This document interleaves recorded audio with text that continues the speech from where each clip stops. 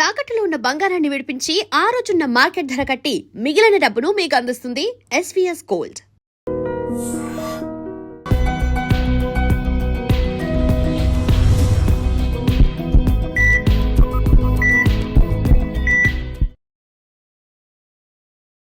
నమస్తే, welcome to healthy conversations with IT media. నేను మీ Jhansi. So ఈరోజు మనతో డాక్టర్ రవితేజ బుద్ధ గారు ఉన్నారు, ఇంటర్వెన్షనల్ పల్మనాలజిస్ట్. మరి టీబీ ఈ విషయం గురించి మనం మాట్లాడుకుంటున్నట్లయితే, టీబీ ఉన్న వాళ్ళు తగ్గినా కానీ లేదా ఏదైనా పక్కనున్నా కానీ మనకు కూడా వస్తుందేమో భయపడే సిచ్యువేషన్స్ నుంచి ఇప్పుడు కొంత అవేర్నెస్కి అయితే వచ్చాము. మరి నిజంగా టీబీ పక్కన వాళ్ళకి సోకుతుందా? అసలు టీబీ రావడానికి గల కారణాలు ఏముంటాయి? దాని నుంచి ఎలా బయటపడవచ్చు? ఈ విషయాలు తెలుసుకుందాము. నమస్తే సార్. నమస్తే అండి. సో విలేజెస్లో ఎక్కువగా చూస్తూ ఉంటాము. ఎవరైనా నార్మల్గానే దగ్గుతున్నా, స్నీజింగ్ కానీ ఇట్లాంటివి ఉన్నప్పుడు కొంచెం ఎంత ఫ్రెండ్స్ అయినా ఇంట్లో వాళ్ళైనా కొంచెం దూరం జరుగుతూ ఉంటాం. టీబీ అనేది ఒకరి నుంచి ఇంకొకరికి సోకుతుందా? ఉంటది. సోకిద్దండి డెఫినెట్‌గా. వస్తుంది. యాహ్! ఓకే. ఈ టీబీ అనేది రూట్ కాజ్ ఏమై ఉండొచ్చు రావడానికి ఎవరిలో అయినా సరే? ఫస్ట్ ఈ టీబీ అనేది ఏంటంటే అండి, any part of the body రావచ్చు టీబీకి. ఎనీ పార్ట్ ఆఫ్ ద బాడీయా? టీబీ ఓన్లీ అందరూ లంగ్స్ అనుకుంటారు గానీ, కానీ దగ్గొస్తేనే అలా టీబీ గాదు. అని. ఓకే. టీబీ ఏ ఆర్గన్ కన్నా ఎఫెక్ట్ అవ్వచ్చు. ఓకే. మోస్ట్ కామన్‌గా లంగ్స్, హ్మ్. లేదంటే స్పైన్. హ్మ్. సో చాలా రకాలు. సో జెనైటల్ టీబీ అంటాము. కొంతమందికి ఫీమేల్స్‌లో యుటరైన్ టీబీస్ అయి గూడా సర్వైకల్ టీబీ గూడా చూసే ఛాన్సెస్ ఉంటాయి. So okay. టీబీ అనేది ఓన్లీ లంగ్స్ వల్లే గాదు. సో హ్మ్. చాలా మందికొచ్చేది. సో మెయిన్‌లీ ఏంటంటే టీబీ బాసిల్లై వల్ల వస్తది హ్మ్. హ్మ్. మోస్ట్‌లీ. సో సపోజ్ తీసుకుంటే సపోజ్ ఎవరికన్నా టీబీ ఉన్న పేషెంట్ హ్మ్. దగ్గినా గానీ, తుమ్మినా గానీ హ్మ్. డ్రాప్లెట్స్ స్ప్రెడ్ ద్వారా హ్మ్. టీబీ బాసిల్లై వేరే వాళ్ళ ద్వారా వస్తది. ఓకే. సో అదెప్పుడొస్తది? సపోజ్ ఒక టీబీ పేషెంట్ ఉన్నారు. నేను సపోజ్ ఇన్హేల్ చేస్తే నాకొచ్చే ఛాన్స్ ఎప్పుడైతే ఇమ్యూనిటీ తక్కువుంటదో, హ్మ్. Suppose for example under weight ఉండరు. కొంతమంది వెయిట్ తక్కువ ఉన్నోళ్ళుంటారు. హ్మ్. కొంతమందికి ఆహ్, లైక్ ఇమ్యూనో కాంప్రమైజ్డ్ స్టేట్‌లో లైక్ డయాబెటీసు, హ్మ్. హైపర్ టెన్షన్ లేదంటే గనక ఆహ్, హెచ్ఐవీ హ్మ్. అట్లాంటి పేషెంట్స్ ఏంటంటే కొంచెం ఇమ్యూనిటీ తక్కువ ఛాన్సెస్ ఉంటది. ఓకే. లేదంటే ఆటో ఇమ్యూన్ డిజార్డర్స్. హ్మ్. సో వీళ్ళకంటంటే ఇమ్యూనిటీ తక్కువ ఉండే ఛాన్సెస్ ఉంటది. ఓకే. సో వీళ్ళకి వచ్చే ఛాన్సెస్ చాలా ఎక్కువుంటదనమాట. హ్మ్. హ్మ్. సో ఎప్పుడైతే మనం అందరం టీబీకి డెఫినిట్‌గా ఎక్స్‌పోజ్ అయ్యి ఉంటాం. హ్మ్. సో అది మన బాడీలో ప్రెజెంట్ అయిద్ది. ఉంటుంది. అయ్యే ఉంటది. ఓకే. సో అది ఎప్పుడొస్తది? ఎప్పుడైతే మీ ఇమ్యూనిటీ తగ్గిద్దో హ్మ్. కొన్నిసార్లు డ్రాప్లెట్ స్ప్రెడ్ ద్వారానే గాదు. హ్మ్. మీ బాడీలోని టీబీ ఇన్ఫెక్షన్ రీయాక్టివేట్ అయ్యే ఛాన్సెస్ ఉంటది. ఎప్పుడైతే ఇమ్యూనిటీ తగ్గిద్దో. అచ్చా! ఓకే. సో ఆ టీబీ అనేదేంటంటే హ్మ్. డ్రాప్లెట్ స్ప్రెడ్ ద్వారా మోస్ట్‌లీ వచ్చే ఛాన్సెస్ ఉంటది. హ్మ్. సో మోస్ట్ కామన్ మనం చూస్తా ఉందంటే కొన్ని చిన్న పిల్లలకి లేదంటే వయసు పైబడిన సో పెద్దవాళ్ళకి గూడా హ్మ్. ఏంటంటే వాళ్ళకి ఇమ్యూనిటీ తక్కువ ఉంటది కాబట్టి వాళ్ళకొచ్చే ఛాన్సెస్ ఉంటది. హ్మ్. హ్మ్. సో ఈ డ్రాప్లెట్స్ స్ప్రెడ్ ద్వారా ఎలాగొస్తదంటే ఓన్లీ లంగ్స్ టీబీ ఉన్నోళ్ళకి వస్తది. హ్మ్. Lung TB droplets. కానీ ఓకే. కొంతమందికి పాట్స్ పైన అయన్నీ ఉన్నోళ్ళకి ఏంటంటే ఇందాక చెప్పినట్టు ఆటో ఇమ్యూన్ లైక్ ఎప్పుడైతే ఇమ్యూనిటీ తక్కువ ఉంటదో హ్మ్. ఆ రీఇన్ఫెక్షన్ గానీ, ఆ టీబీ రీయాక్టివేట్ అయ్యే ఛాన్స్ ఉంటది. ఓకే. సో దానివల్ల టీబీ వచ్చే ఛాన్సెస్ ఉంటదనమాట. హుహు. హుహు. ఓకే. సో స్టార్టింగ్ స్టేజ్‌లోనే మనం దాన్ని రికగ్నైజ్ చేసినట్లయితే తొందరగా దాన్ని బయటపడే అవకాశం ఉంటుందా? ఉంటదండి హ్మ్. డెఫినెట్‌గా. సో కొంతమంది కాఫ్ వస్తది. ప్రొలాంగ్ కాఫ్ వస్తది. హ్మ్. సో చాలామంది ఇగ్నోర్ చేస్తారు. హ్మ్.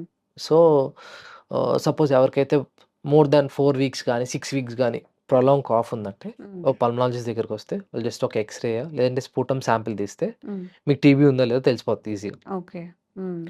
సో లేదు ఇంకా తెలియదంటే ఒక సీటీ స్కాన్ చేసి బ్రాంకోస్కోపీ అంటాం అనమాట. హ్మ్. సపోజ్ స్పుటమ్ రాకపోతే బ్రాంకోస్కోపీ టెస్ట్ ఒకటుంటది. హ్మ్. ఆ బ్రాంకోస్కోపీ టెస్ట్‌లో ఏంటంటే లోపల లంగ్స్ లోపల నుంచి శాంపిల్ తీస్తే ఆ శాంపిల్ టెస్ట్‌కి పంపిస్తే హ్మ్. ఆహ్, టీబీ రూల్ ఔట్ అయ్యే ఛాన్సెస్ ఉంటాయన్నమాట. ఓకే. ఓకే. ఆ! అండ్ చాలామంది అనుకునేదేంటంటే టీబీ గాని ఇలాంటివి ఉన్నప్పుడు వాళ్ళని చాలా దూరం పెట్టాలి. లేదా జెనెటికల్‌గా వచ్చే ఛాన్సెస్ ఉన్నాయి కాబట్టి అవాయిడ్ చేస్తూ ఉంటారు. ఇది వాస్తవమేనా? డెఫినిట్‌గా అండి. హ్మ్. వాళ్ళు దూరంగానే పెట్టాలి. ఎందుకంటే హ్మ్. ఆ డ్రాప్లెట్ స్ప్రెడ్ ద్వారా హ్మ్. సపోజ్ మీకు కోవిడ్ ఎట్లాగొచ్చిందో డ్రాప్లెట్ స్ప్రెడ్ ద్వారా హ్మ్. అట్లాగే డ్రాప్లెట్ స్ప్రెడ్ ద్వారా వచ్చే ఛాన్సెస్ టీబీ ఉంటాయి. అనేది ఎక్కువుంటదనమాట. ఓకే. సో అది ఎప్పుడు హ్మ్. వరకు అంటే ఒక 3 వీక్స్ వరకు. మీరు హ్మ్. ట్రీట్మెంట్ స్టార్ట్ చేసిన 3-4 వీక్స్ తర్వాత హ్మ్. సో వాళ్ళ వల్ల పెద్ద ఇబ్బంది ఏమి ఉండదు. ఓకే. సో ఎప్పుడైతే వాళ్ళు ట్రీట్మెంట్ స్టార్ట్ చేయలేదు, లేదంటే వాళ్ళు డయాగ్నోస్ చేయలేదో హ్మ్. అప్పటి వరకు అందరూ రిస్క్‌లో ఉండే ఛాన్సెస్ ఎక్కువ ఉంటదనమాట. ఉంటుంది. So okay. ఎప్పుడైతే వాళ్ళు టీబీ డిటెక్ట్ అయ్యి, టీబీ డయాగ్నోస్ అయ్యి హ్మ్. ట్రీట్మెంట్ స్టార్ట్ చేసిన తర్వాత ఒక 3-4 వీక్స్ వరకు హ్మ్. ఏదైతే స్ఫుటం ఉంటదో, హ్మ్. ఆ హ్మ్. స్ఫుటంలో బ్యాక్టీరియా అనేది ఉంటదనమాట. హ్మ్. టీబీ బ్యాక్టీరియా అనేది ఉంటది. ఓకే. సో ఎప్పుడైతే మనకి ట్రీట్మెంట్ స్టార్ట్ చేసిన తర్వాత 1 మంత్ తర్వాత టీబీలో ఉన్న ఆ స్ఫుటంలో ఉన్న బ్యాక్టీరియా అనేది రాకుండా ఉంటదనమాట. హ్మ్. అప్పుడు వాళ్ళు ఇన్ఫెక్టివ్ స్టేజ్ నుంచి తక్కువ ఉంటది. ఓకే. ఓకే. ఇన్ఫెక్ట్ అవ్వకుండా ఉంటారు. ఉంటారు. ఓకే. సో, అసలు టీబీకి పర్మనెంట్‌గా క్యూర్ చేయడానికి మెడిసిన్ ఉందా? ఈ ట్రీట్మెంట్ అనేది ఎంత టైం తీసుకుంటుంది వాళ్ళకి పూర్తిగా తగ్గాలి అంటే? సో టీబీ అనేదండి depend upon organ to organ. Hmm. Suppose lung TB వచ్చింది. లంగ్ లోపల టీబీ హ్మ్. వచ్చిందనుకోండి. అది 6 మంత్స్ వాడితే హ్మ్. సరిపోతది. ఓకే. సో ఆ టీబీలో కూడా చాలా రకాలున్నాయి. హ్మ్. ఒకటేంటంటే నార్మల్ టీబీ. హ్మ్. ఇంకొకటేంటంటే ఎండీఆర్ టీబీ అనమాట. Multi drug resistance TB. Okay. చాలామంది ఏం చేస్తారంటే మీరు అబ్జర్వ్ చేస్తే టీబీ మందులేసుకుంటారు. హ్మ్. వాళ్ళు 1-2 మంత్స్ ఆగినెమ్మటే ఎమ్మటే ట్రీట్మెంట్ ఆపేస్తారు. హ్మ్. సో ఆ ట్రీట్మెంట్ ఆపేసినప్పుడు ఏమైద్దంటే ఆ బ్యాక్టీరియా రెసిస్టెన్స్ అయిపోతది. ఓకే. సో వాళ్ళకేంటంటే మళ్ళీ రీఇన్ఫెక్షన్ అయ్యే ఛాన్స్ ఉంటది. హ్మ్. ఎప్పుడైతే దాన్ని ఎండీఆర్ టీబీ అంటాం అనమాట. హ్మ్. హ్మ్. సో ఎప్పుడైతే ఇర్రెగ్యులర్‌గా మెడిసిన్స్ ఏసుకుంటారో హ్మ్. వాళ్ళకి ఎండీఆర్ టీబీ వచ్చే ఛాన్స్ ఉంటది. వాళ్ళకేంటంటే మనం ఏదైతే 6 మంత్స్ ట్రీట్మెంట్ ఇస్తామో అది పనిచేయదు. సో హ్మ్. వాళ్ళు ఆల్మోస్ట్ 1 ఇయర్ టు 1 ½ ఇయర్ మందులు వాడాల్సొస్తది. ఓకే. కొంతమందికి ఈవెన్ ఒక 6 మంత్స్ టు 1 ఇయర్ ఇంజెక్షన్స్ కూడా ఇవ్వాల్సొస్తది. సో ఆ హుహు. ఎండీఆర్ టీబీ అనేది వెరీ డేంజరస్ అనమాట. So okay. అందుకే మనం మీరు గవర్నమెంట్ స్ట్రిక్ట్‌గా ఇప్పుడు సపోజ్ మనకి గవర్నమెంట్‌లో ప్రతి దానికి మన గవర్నమెంట్ కూడా ఒక పాలిసీ తీసుకొచ్చింది. హ్మ్. సపోజ్ ఎవరైనా టీబీ ఉందా ఫస్ట్ గవర్నమెంట్‌కి నోటిఫై చేయాలి మనం. హ్మ్. గవర్నమెంట్‌కి నోటిఫై చేస్తే వాళ్ళు ఫాలో అప్ చేస్తారు. ప్రతి పేషెంట్ దగ్గరికెళ్ళి వెదర్ ఏసుకున్నారా లేదా? హ్మ్. ఈవెన్ గవర్నమెంట్ ఫ్రీగా మెడికేషన్స్ కూడా ఫ్రీగా ఇస్తదనమాట. ఎవరికైతే టీబీ వచ్చిందో వాళ్ళకి ఫ్రీగా మెడికేషన్స్ కూడా ఇస్తది. ఓకే. సో దట్ ఏంటంటే టీబీ బర్డెన్ తగ్గించడానికి అనమాట. హ్మ్. హ్మ్. హ్మ్. సో ఏందంటే రెగ్యులర్‌గా సపోజ్ ఎవరికైనా టీబీ వచ్చినా compulsory 6 months to 8 months medications అయితే కంపల్సరీ వాడాలి. వేరాస్ లంగ్ టీబీ వస్తే హ్మ్. 6 మంత్స్ వరకు వాడాల్సొస్తది. ఓకే. వేరాస్ బోన్ టీబీ గానీ, స్పైనల్ టీబీ వస్తే వాళ్ళు 1 ఇయర్ టు 1 ½ ఇయర్ వరకు హ్మ్. మెడికేషన్స్ అనేది వాడుతూ వాడుతూ ఉండాలి. ఉండాలనమాట. అండ్ మనం అబ్జర్వ్ చేసుకున్నట్లయితే ఇప్పుడు గడిచిన ఒక 10, 15 ఇయర్స్ నుంచి చూసుకుంటే మెడిసిన్‌లో గానీ, ఇచ్చే ట్రీట్మెంట్‌లో గానీ క్వాలిటీ ప్లస్ తగ్గే ఛాన్సెస్ అనేవి ఎంతవరకి డెవలప్ అయ్యాయంటారు? సో, మెడిసిన్స్ అనేది అంతకుముందుకి ఇప్పటికి చాలా ఫార్ సుపీరియర్‌గా ఉన్నాం. టెస్టులు చేయటంలో గానీ, హ్మ్. లేదంటే ఎవరికైతే డౌట్‌ఫుల్ వచ్చిందో సో, హ్మ్. హ్మ్. పీపుల్ హ్మ్. అంతకుముందు ఇప్పటికి చాలా అవేర్‌గా ఉన్నారు. హ్మ్.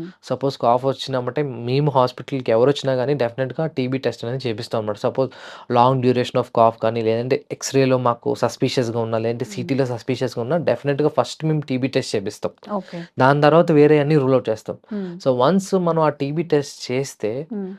మనం సేఫ్‌గా ఉంటాం. సొసైటీ కూడా సేఫ్‌గా ఉంటది. ఆ టీబీని స్ప్రెడ్ చేయకుండా ఉండడానికనమాట. ఓకే. సో, ఆ లేటెస్ట్ టెస్ట్ వల్ల ఏంటంటే, మనకి ఏమన్నా రెసిస్టెన్స్ సో, ఎండీఆర్ టీబీ ఏదైతే ఉందో అంతకుముందు ఏంటంటే ఓన్లీ ఆహ్, స్ టీబీ పాజిటివా లేదో తెలిసేది గానీ, అదే గానీ ఎండీఆర్ టీబీ ఉందో లేదో తెలిసేది కాదు. హ్మ్. సో, అందుకే మనకి లేటెస్ట్ టెస్ట్‌లన్నీ తెలుసు. సో, దానివల్ల ఎండీఆర్ టీబీ ఉన్నా గూడా అంతా తెలిసిపోతది. ఓకే. ఓకే. యాహ్!